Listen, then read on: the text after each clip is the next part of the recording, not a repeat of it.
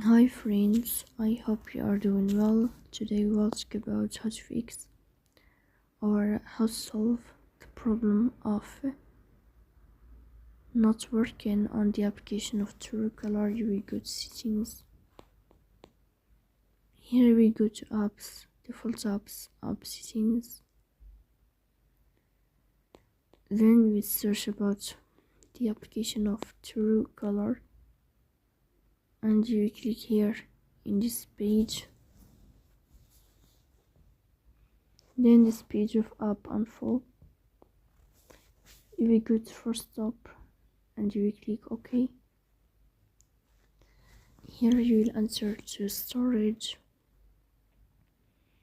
Then we click on clear cache. In the end you will turn off your phone and you will restart your phone again